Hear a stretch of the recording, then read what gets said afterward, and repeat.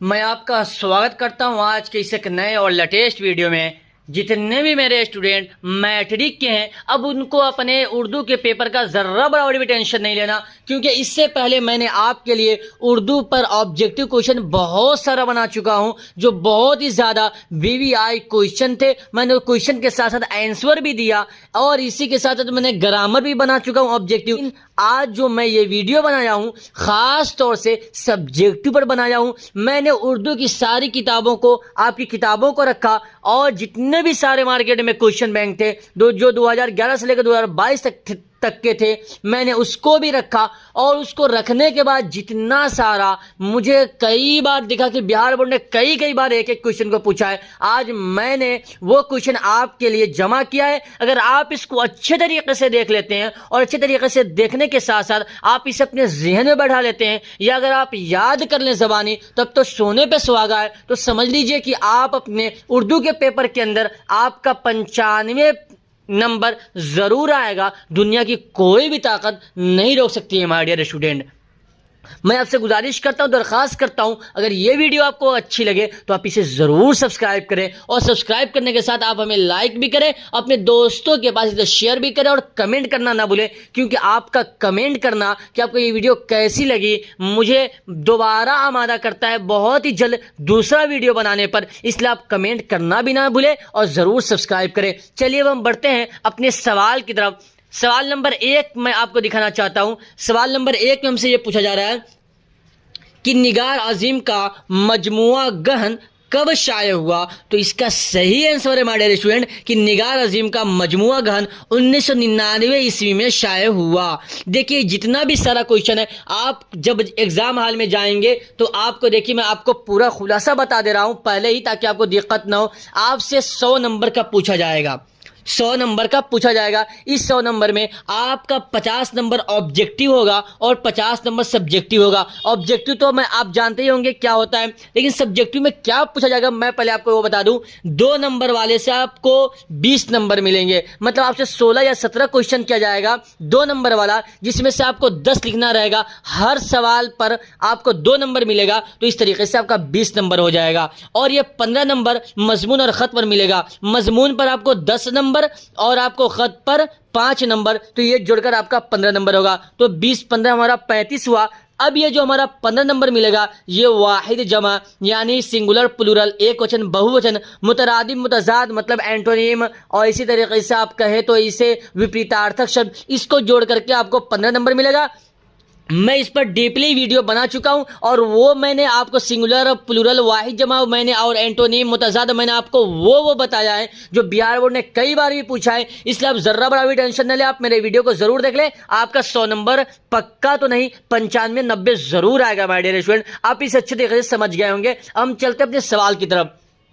तो ये जो हमारा सवाल है, अगर जैसे देखिए इसका जवाब क्या है, निगार अजीम का मजमुआ गहन कब शाये हुआ, 1999 ईस्वी में शाये हुआ। तो आपको सिर्फ ये नहीं लिखना है, बल्कि मुकम्मल आपको लिखना है कि निगार अजीम का मजमुआ गहन 1999 ईस्वी में शाये हुआ, तब जाकर आपको मुकम्मल 2 नंबर मिलेगा। अगर आप इतना सिर्फ लिख दीजिएगा कि 1999 ईस्वी में शाये हुआ, तो आपको सिर्फ 1 नंबर मिलेगा, आपका 1 नंबर कट जाएगा। तो जो तरीका मैं बता रहा हूं वो तरीका आप अप्लाई कीजिए, इख्तियार कीजिए, अपनाइए, आपको जरूर पूरा का पूरा नंबर मिलेगा। अब हम बढ़ते अपने सवाल नंबर 2 की तरफ। सवाल नंबर 2 में हमसे ये पूछा जा रहा है कि निगार अजीम के अव्वलीन अफसानवी मजमूए का नाम क्या है। तो आपको सिर्फ ये नहीं लिख देना कि उसका नाम अक्स है, बल्कि पूरा लिखना है। ये लिखना है कि निगार अजीम के अव्वलीन अफसानवी मजमूए का नाम अक्स है। ओके माय डियर स्टूडेंट, अब हम आगे बढ़ते हैं बिना किसी ताखीर के, बगैर देर किए। मैं आपको पहले बता दूं कि ये मैंने बहुत ही ज़्यादा मेहनत के साथ बनाया है, इसलिए आपका हक बनता है कि आप इस वीडियो को ज़रूर सब्सक्राइब करें और लाइक करें और शुरू से आखिर तक देखें। कहीं ऐसा ना हो कि बीच में कोई ऐसा कोई टॉपिक आ जाए जो आपको याद ना हो और आपके एग्जाम में वही आ जाए, तो आपको बहुत ही ज़्यादा एग्जाम हॉल में आपको परेशानी और मुसीबत का आप शिकार बन सकते हैं। इसलिए आप शुरू से लेकर आखिर तक वीडियो को ज़रूर देखें। चलिए आगे बढ़ते हैं। आगे क्या है सवाल नंबर 3 में कि डॉक्टर अब्दुल मुगनी की 2 किताबों के नाम लिखें। तो हम पूरा लिखेंगे ये डॉक्टर अब्दुल मुगनी के 2 किताबों के नाम ये हैं, 1 जादह-ए-एतदाल, 2 तश्कील जरीर। ठीक, ओके। अब हम आगे बढ़ते हैं अपने सवाल नंबर 4 की तरफ। सवाल नंबर 4 में ये पूछा जा रहा है कि भीमराव अंबेडकर के वालिदैन का नाम लिखे। भीमराव अंबेडकर वही है, भीमराव अंबेडकर वही है जिन्होंने हिंदुस्तान के कानून को बनाया। इसमें आप भीमराव अंबेडकर के बारे में आपको ऑब्जेक्टिव पूछा जाएगा, जो मैंने वीडियो बना चुका है, आप उसे जाकर के जरूर देख ले मेरे वीडियो के प्लेलिस्ट में। ठीक, ओके। अब हम आगे बढ़ते हैं। भीमराव अंबेडकर के वालिदैन का नाम लिखिए। भीमराव अंबेडकर के वालिद का नाम रामजी मालूजी सकपाल और वालदा का नाम भीमबाई था। मैं आपको ये बता दूं इस सिलसिले में कि वालिदैन बोलते हैं माँ बाप दोनों को। अगर सिर्फ वालिद आए तो उसका मतलब होता है बाप अब्बू, और अगर सिर्फ अम्मी आए तो उसका माना होता है माँ अम्मी। ठीक, जब वालिदैन आए तो इसका मतलब होता है अम्मी और अब्बू दोनों। ठीक, अब हम आगे बढ़ते हैं। अब और वालदा का नाम क्या था? वालदा का नाम भीमबाई था। ठीक, ओके। अब हम आगे बढ़ते अपने सवाल नंबर 5 की तरफ। सवाल नंबर 5 हमसे ये पूछा जा रहा है कि सुहेल अजीमाबादी कहाँ पैदा हुए। सुहेल अजीमाबादी कहाँ पैदा हुए? तो आपको लिखना है कि सुहेल अजीमाबादी पटना में पैदा हुए। आपको सिर्फ ये नहीं लिखना है कि पटना में पैदा हुए। अगर आप इतना लिख देंगे तो आपको 1 नंबर मिलेगा, लेकिन अगर आप ये पूरा लिखेंगे पूरा का पूरा तो आपको पूरा मुकम्मल कितना मिलेगा? 2 नंबर मिलेगा। सुहेल अजीमाबादी पटना में पैदा हुआ। ठीक, ओके। अब हम आगे बढ़ते हैं बगैर किसी ताखीर के, बिना किसी देर के हुए सवाल नंबर 6 की तरफ कि सुहेल अजीमाबादी के अफसानों के पहले मजमूए का क्या नाम था और किस साल शाये हुआ। ठीक, ओके। जवाब इसका क्या होगा? जवाब ये होगा मेरा आइडिया स्टूडेंट कि सुहेल अजीमाबादी के अफसानों का पहला मजमुआ 4 चेहरे है। ठीक, ओके। अफसानों के पहले मजमुए का क्या नाम है? तो 4 चेहरे। ठीक, और किस साल शाये हुआ? तो लिखना है जो 1934 ईस्वी में शाये हुआ था, यानी तैयार हुआ था। अब हम आगे बढ़ते हैं सवाल नंबर 7 की तरफ। सवाल नंबर 7 हमसे ये पूछा जा रहा है कि डॉक्टर मोहम्मद मोहसिन किस मौजू पर महारत रखते थे? तो हम पूरा जवाब लिखेंगे कि डॉक्टर मोहम्मद मोहसिन नफ्सियात के मौजू पर महारत रखते थे। Okay my dear student. अब हम आगे बढ़ते अपने सवाल नंबर 8 की तरफ। सवाल नंबर 8 हमसे ये पूछा जा रहा है कि कमर जहां किस यूनिवर्सिटी में उस्ताद हैं? तो आपको सिर्फ ये नहीं लिखना है कि भागलपुर यूनिवर्सिटी में उस्ताद हैं, बल्कि आपको मुकम्मल लिखना है कि कमर जहां भागलपुर यूनिवर्सिटी में उस्ताद हैं। Okay my dear student. अब हम आगे बढ़ते हैं बिना किसी ताखिर के अपने सवाल नंबर 9 की तरफ। सवाल नंबर 9 में हमसे ये पूछा जा रहा है कि मुसहफ़ी की किसी 2 मसनवियों के नाम लिखे। इसके 2 मसनवियों के नाम क्या हो? देखिए, मुसहफ़ी की 2 मसनवियों के नाम ये हैं, एक बहरुल मोहब्बत, दूसरा है जज्बा इश्क। अच्छे तरीके से आप इसे याद कर लीजिएगा माय डियर स्टूडेंट, ये बहुत ही ज़्यादा इंपॉर्टेंट है। मैंने क्वेश्चन बैंक से चुन कर इसे बहुत ही ज़्यादा चॉइस कर सेलेक्ट करके मैं इसे इसमें जमा किया हूँ, ताकि आपकी बहुत ही अच्छी तरीके से मदद हो सके। माय डियर स्टूडेंट, आप अपने फ्रेंड के पास भी इसे ज़रूर शेयर करें। ओके, अब हम आगे बढ़ते अपने सवाल नंबर 10 की तरफ। 10 नंबर में हमसे क्या पूछा जा रहा है कि परवीन शाकिर ने मैट्रिक का इम्तिहान किस स्कूल से पास किया? परवीन शाकिर ने मैट्रिक का इम्तिहान किस स्कूल से पास किया? तो इसका सही आंसर होगा माय डियर स्टूडेंट, क्या पूरा लिखेंगे ये कि परवीन शाकिर ने मैट्रिक का इम्तिहान रजिया गर्ल हाई स्कूल से पास किया। अगर आप ऐसे तरीके से लिखेंगे तो आपको मुकम्मल 2 नंबर मिलेगा। 2 नंबर से आपको कभी भी 1 नंबर भी आपका नहीं कर सकता। इट्स माय चैलेंज, ये मेरा चैलेंज है माय डियर स्टूडेंट। अब हम आगे बढ़ते हैं अपने सवाल नंबर 11 की तरफ। सवाल नंबर 11 में हमसे ये पूछा जा रहा है कि फारसी शायरी में मुबारक अजीमाबाद के उस्ताद कौन थे? ये याद रखिएगा, मुबारक अजीमाबाद के बारे में बहुत सवाल किया जाता है आपसे, इस सिलसिले में ऑब्जेक्टिव भी पूछा जाएगा, आप याद रखिएगा अच्छे तरीके से। तो इसका जवाब हम ये लिखेंगे कि फारसी शायरी में मुबारक अजीमाबाद के उस्ताद अब्दुल हमीद परेशान थे। कौन थे? अब्दुल हमीद परेशान थे। ओके, इसे याद रखिएगा। अब हम आगे बढ़ते अपने सवाल नंबर 12 की तरफ। सूरज का घोड़ा किस जबान का अफसाना है? तो आप याद रखिएगा स्टूडेंट्स कि सूरज का घोड़ा कन्नड़ जबान का अफसाना। किसका अफसाना है? कन्नड़ जबान का अफसाना। ओके, अब हम आगे बढ़ते अपने सवाल नंबर 13 की तरफ। सवाल नंबर 13 हमसे ये पूछा जा रहा है कि बारिश की एक सुबह किसकी नज़म है और किस जुबान में लिखी हुई है। तो आपको इसका जवाब देना अच्छे तरीके से और बहुत ही निराले और प्यारे अंदाज में। वो तरीका क्या है? वो तरीका ये है कि बारिश की एक सुबह सीताकांत महापात्रा की नज़म है और ये उड़िया जबान में लिखी हुई है। ठीक, ओके माय डियर स्टूडेंट, आपको इसी तरीके से सजा सजा करके लिखना है। मैं आपको ये बता दूं कि मैंने उर्दू आप कैसे लिखें, मैं इसका बहुत ही डीपली और गहराई और अच्छे तरीके से मैं इस पर वीडियो बना चुका हूं। आप मेरे वीडियो के प्लेलिस्ट में जाकर के देख सकते हैं कि मैंने कैसे सिखाया है उर्दू पेपर को आप कैसे एग्जाम में लिखे। ओके माय डियर स्टूडेंट, अब हम आगे बढ़ते हैं अपने सवाल नंबर 14 की तरफ। सवाल नंबर 14 में हमसे यह पूछा जा रहा है कि जिस गजल में रदीफ ना हो उसे क्या कहते हैं। जिस गजल में रदीफ ना हो उसे क्या कहते हैं? तो इसका जवाब यह है कि जिस गज़ल में रदीफ ना हो उसे गैर मुरद्दफ गज़ल कहते हैं। क्या कहते हैं? उसे हम गैर मुरद्दफ गज़ल कहते हैं। मैं इस पर तशदीद दे दूं ताकि आप अच्छे से समझ जाएंगे। उसे हम गैर मुरद्दफ गज़ल कहते हैं। अब हम आगे बढ़ते अपने सवाल नंबर 15 की तरफ।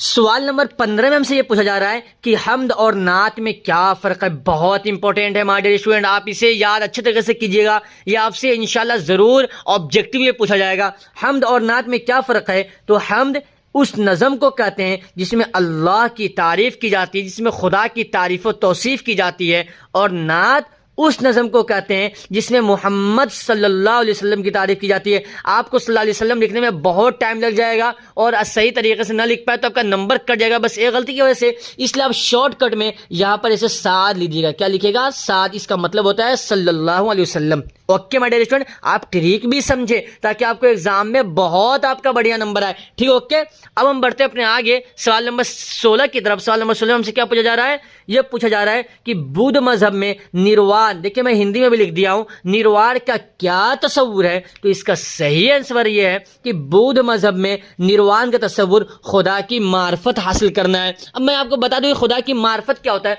खुदा की मार्फत होती है कि अल्लाह क्या है, अल्लाह कितने, अल्लाह एक है, अल्लाह ने हमको क्यों पैदा किया, पैदा करने का मकसद क्या था। पैदा करने का मकसद ये था कि हम अल्लाह की इबादत करें, अल्लाह को राज़ी करें। अल्लाह की बहुत सारी मखलूक़ात हैं, इंसान भी है, जिन्नात भी है और शैतान भी है।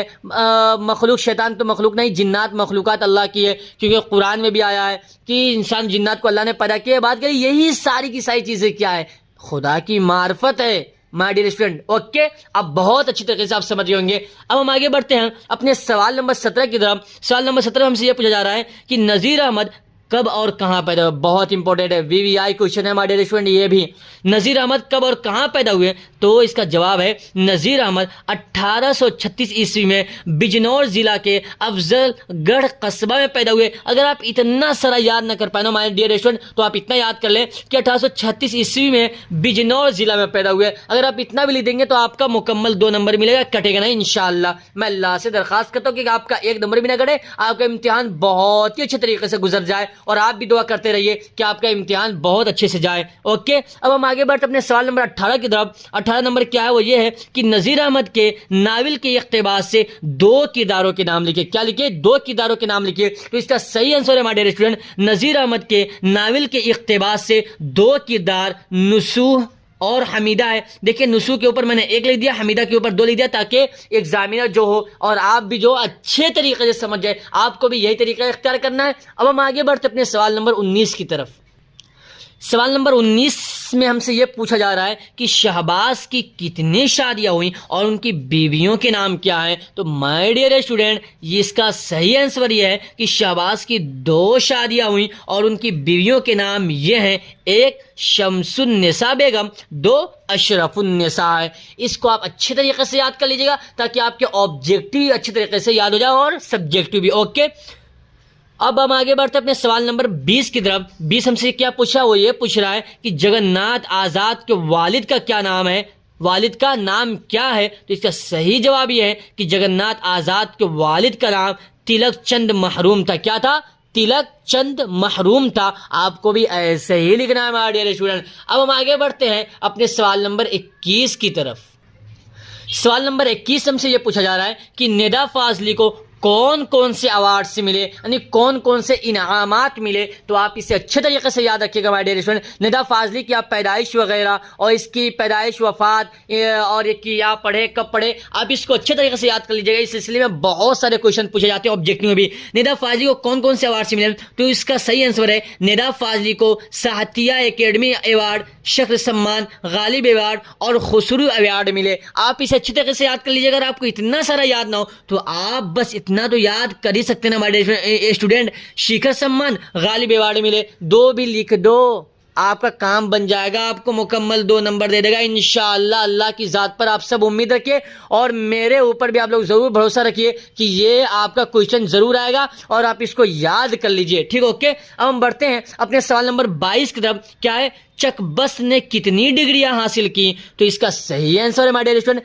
चकबस्त ने BA पास करने के बाद वकालत की डिग्री हासिल की। क्या की, वकालत की डिग्री हासिल की, आप ये लिख दीजिएगा। अब हम बढ़ते हैं आगे सवाल नंबर 23 की तरफ। निदा फाजली के 3 शेरी मजमूए का नाम लिखिए, 3 शेरी मजमूए का नाम लिखिए। तो आप ऐसे लिखिएगा कि निदा फाजली के 3 शेरी मजमूए दर्जे झेल हैं। ए, लफ्जों का पुल, 2, मोर नाच, तीसरा जिंदगी की तड़प। तीसरा क्या है, जिंदगी की तरफ। अब हम आगे बढ़ते हैं हमारे डियर स्टूडेंट अपने सवाल नंबर 24 की तरफ।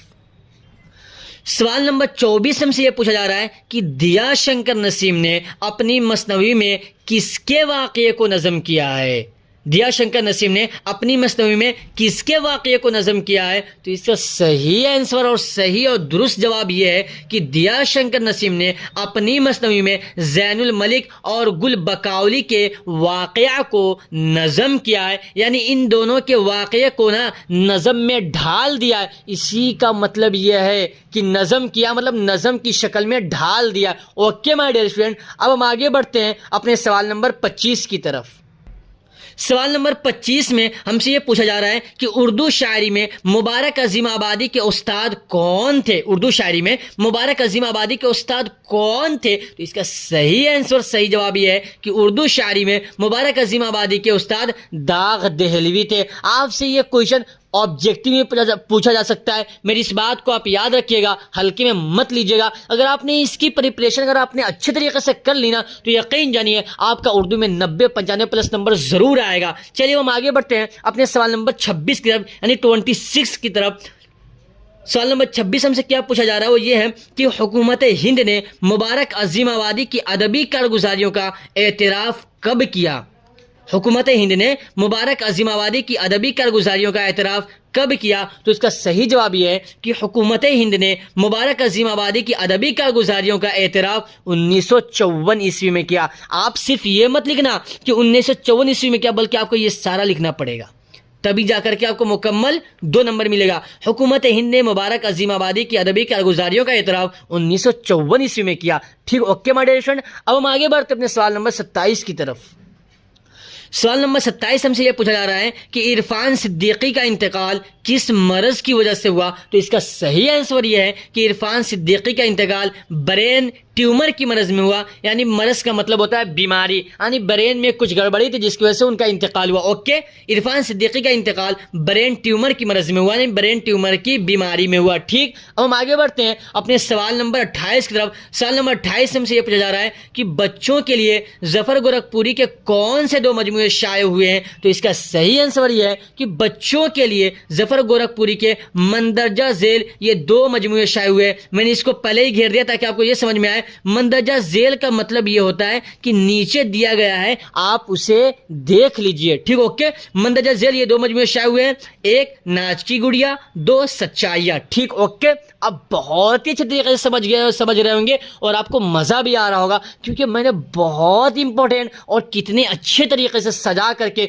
और कितने राइटिंग में लिखा है। मेरा बहुत वक्त लगा है। माय डियर स्टूडेंट, आप वीडियो को सब्सक्राइब करना मत भूलना और अपने दोस्तों के पास भी इसे शेयर जरूर करना, ताकि बिहार का हर बच्चा और हर बच्ची जरूर फर्स्ट आए। ओके माय डियर स्टूडेंट, अब हम आगे बढ़ते हैं अपने सवाल नंबर 29 की तरफ, 29 की तरफ। 29 में क्या आ रहा है, वो ये है कि जमुना नदी हमारे मुल्क के किस सूबा से होकर गुजरती है। किस सूबा से गुजरती है, तो आपको जवाब में ये लिखना है कि जमुना नदी हमारे मुल्क के उत्तर प्रदेश सूबा से गुजरती है।